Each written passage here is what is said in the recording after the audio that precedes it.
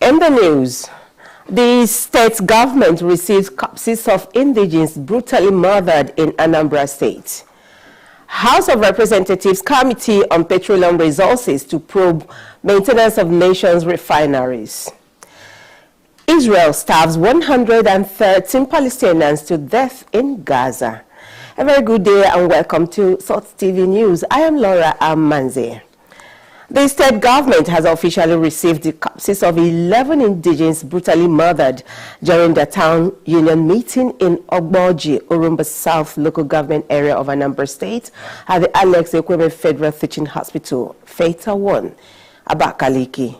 This follows the warrant to bury permits issued on 22nd day of July 2025 at the court of Corona Alka in Anambra State, even as investigations continue to uncover the circumstances surrounding their death. Osandu Nguta has more to tell us. Receiving their remains on behalf of the state government, the Commissioner for Health, Dr. Moses Ekuma, revealed that out of 11 victims, 5 were from Ikwo local government area, 5 from Izi and Ebonyi local government areas, and 1 from Oriozo in Ezanot local government area. Dr. Ekuma commended the effort of Governor Francis Nwifuru in ensuring that perpetrators are brought to justice. That felt condolences to the families of the victims, and that investigations are still on to unravel the cause of the death of our brothers. For the family of the deceased, for all of us Ebonyans, for all the relatives and friends of the deceased. The Commissioner for Information and State Orientation, Chief Ikowa Omebe, expressed sorrow over the incident, urging the people of Ebonyi to remain calm, especially the bereaved families, reassuring them that the state government is dedicated to ensuring that justice prevails. It is really a great loss to the families, to the entire Ebonyi and the Nigerian people in general, who want on behalf of the state government to extend our sympathy to the respective families. I pray that something like this will never happen again. I want to really thank our leader, the governor, for the able way he has been handling the matter. We're really not happy as a people, but we do not have choices. Others, including the President General of Ebonyi Indigenes in Anambra State, Chief Moses Ofoke, along with the Managing Director of Special Anti-Touting Squad in Anambra State, Mr. Monday Onwe, and one of the survivors of the deadly attack, Mr. Augustine Udum, shared their deep sorrow over the tragic loss. I handed the paper over to the Commissioner for Health. So I thank the Governor, His Excellency, for his response. Right from the day nothing happened, he has not been addressed, has been not been sleeping. Since then he has been calling, he has been trying all his possible. I want to thank the Governor of Ebonyi State for their efforts so far. I also console the bereaved, so they should take heart, because what happened has happened, and we all of us that are here are not happy. On behalf of the Hospital Management Board, the chairman of the Medical Advisory Committee, Dr. Uchenna Nwaedo, highlighted Governor Nwifuru's commitment to uncovering the truth behind those deaths and announced that the corpses would be placed in the hospital mortuary and treated free of charge, courtesy of Governor Francis Nwifuru. Management of Alex Ekweme Federal Teaching Hospital Abakaliki is ready to ensure that they are well preserved without any charge, and that everything needed to get them well preserved will be provided by the hospital as a way of supporting the efforts of our dear Governor, His Excellency, Right Honorable Leader Francis Nwifuru. Meanwhile, Ebonyi Broadcasting Corporation would continue to keep you updated as a result of investigations on the deaths and other matters therein unfold. Osando Nguta, Salt TV News. We do sympathize with the families of those affected. The Ebonyi State Broadcasting Corporation Abakaliki is poised to render effective services like its contemporaries in the country. This was the outcome of a maiden meeting between the corporation's management and the recently constituted governing body. The report.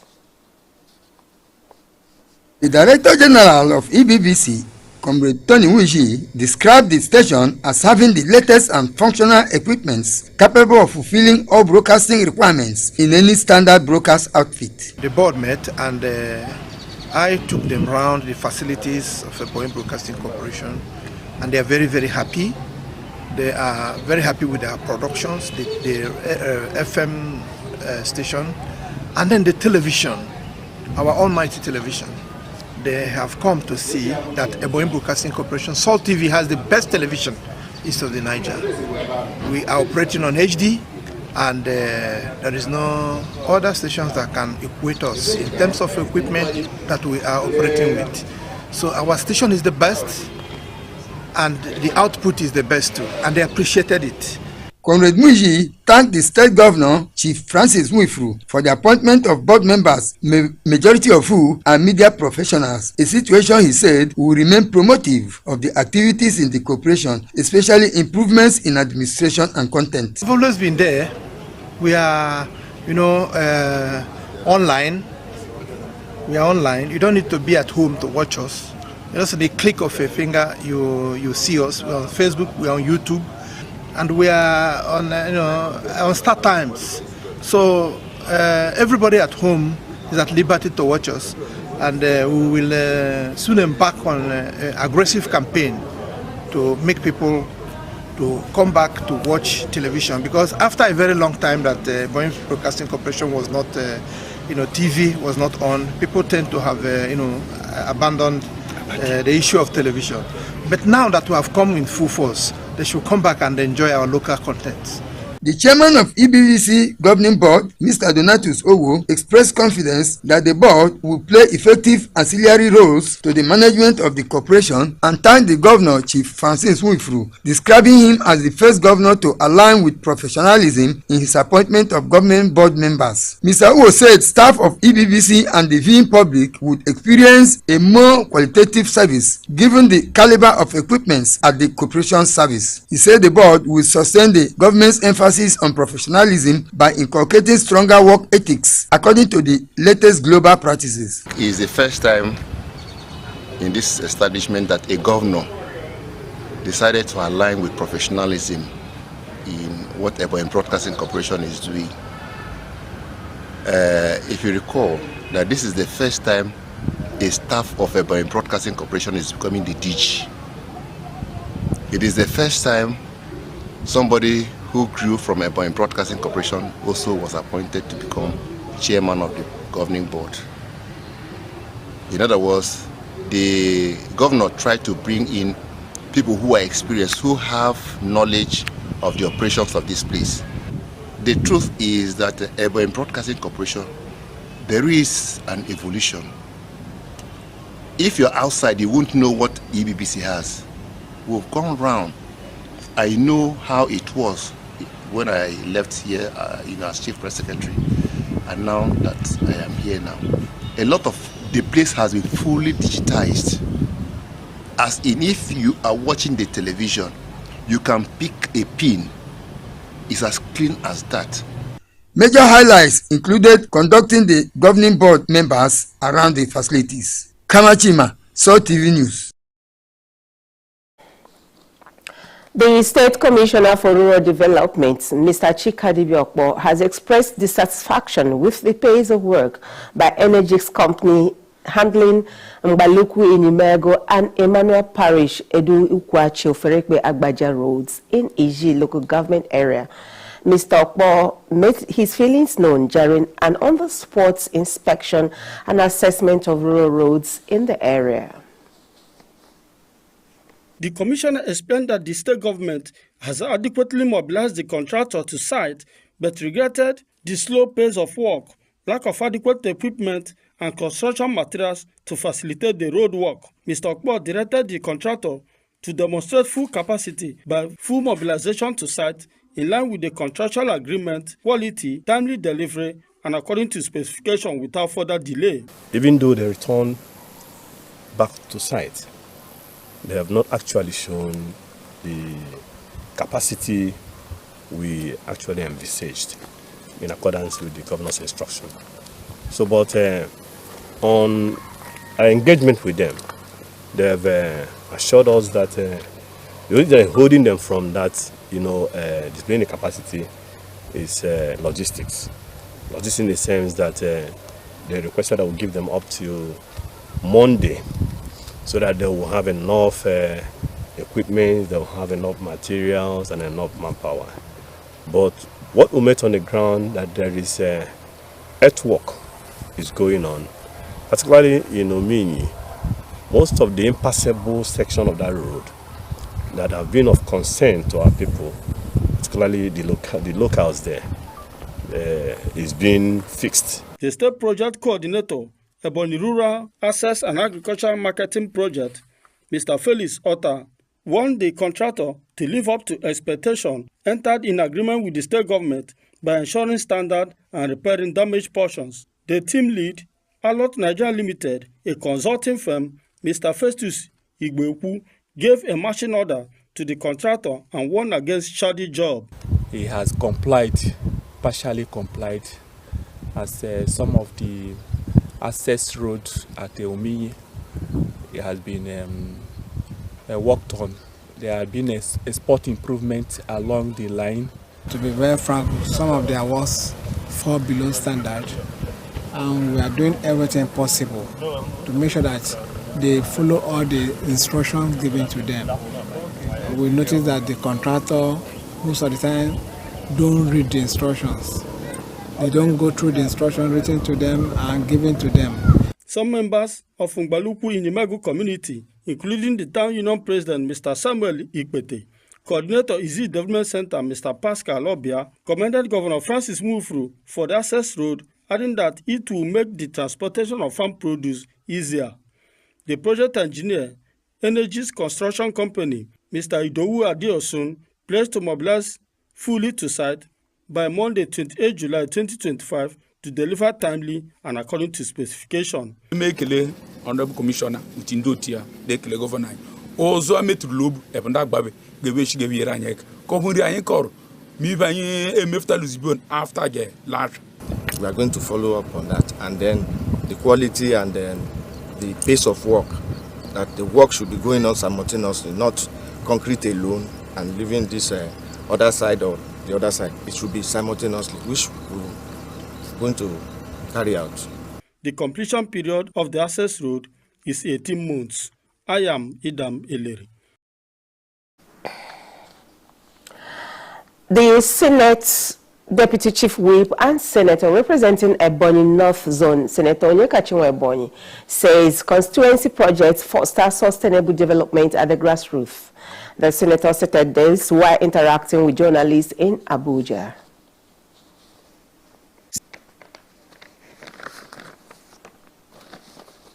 Senator Ebonyi explained that constituency projects are oil that lubricates and stimulates development at the hinterlands, saying it brings the benefits of democracy and government presence to the grassroots level by addressing specific needs and priorities of the constituency. The Senate Deputy Chief Whip revealed that constituency projects were aggregated and passed to the Budget Office through the Senate Committee on Legislative Compliance after requests and motions for zonal intervention, in which the approved projects would be handled and processed by NDAs. He emphasized that after awarding the projects to contractors by MDAs for execution, legislators from the constituencies and constituents where the constituency projects would be domiciled are duty-bound to regularly inspect and supervise the projects. Senator Onyekachiwa Ebonyi dismissed the claim that lawmakers were directly involved in the execution of constituency projects. We take a short break now. We'll be right back. Please stay.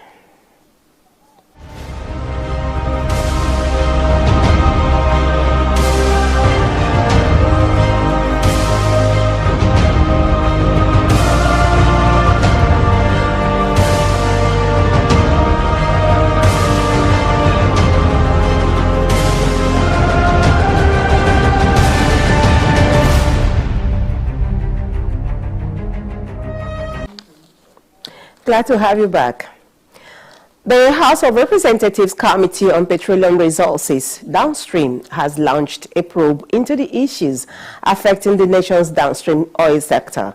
Among other things, the committee is expected to probe the controversial turnaround maintenance of the country's refineries, the acquisition of OVH energy, and the mounting concerns over market dominance by the Dangote refinery.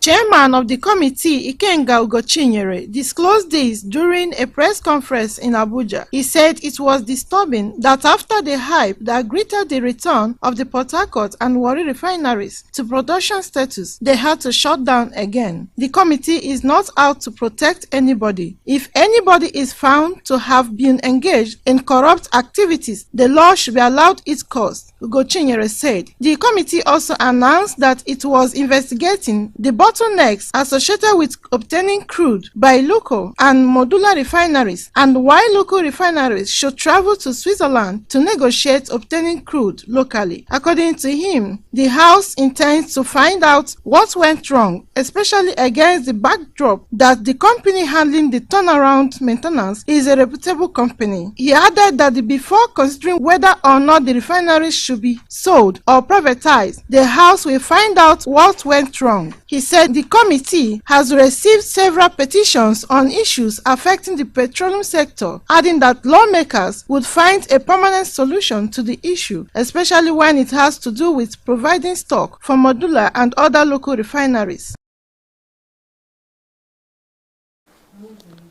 Troops of the Nigerian military have foiled an attempted infiltration into Mongonu town and Bita community at the Lake Chad region by Boko Haram and ISWAP terrorists, after scores of them, including a top commander, were neutralized at the midnight operations. The senior guard commander, identified as Ibn Khalid, was killed along with the terrorist cameraman in the fierce gun battle that ensued in the Bitak community when troops of the Nigerian army engaged the terrorists while repelling the attack. According to the theater commander, Northeast Joint Task Force Operation Hadin Kai, Major General Abdusalam Abubakar, 17 other terrorists were killed in different locations within Sambisa, cutting across Magadili local government area in Adamawa and Kanga in Borno. An unspecified number of the terrorists escaped with varying degrees of injuries. Major General Abdul Salam said the troops, while pushing the terrorists as they retreated, observed traces of blood along the withdrawal routes. Items such as 2 AK-47 magazines, 7.26mm special ammunition, 1 PKT belt, rocket-propelled grenade bomb, and camcorder were recovered from the terrorists. Mongunu town, in headquarters of northern Borno, at the fringes of the Lake Chad region, it serves as the headquarters of Sector 3 operations, Hadin Kai, and the Multi-International Joint Task Force. Although civil authorities have been restored in Mongunu, with residents resuming their normal activities, communities within Lake Chad remain deserted as they are yet to be rebuilt and restored.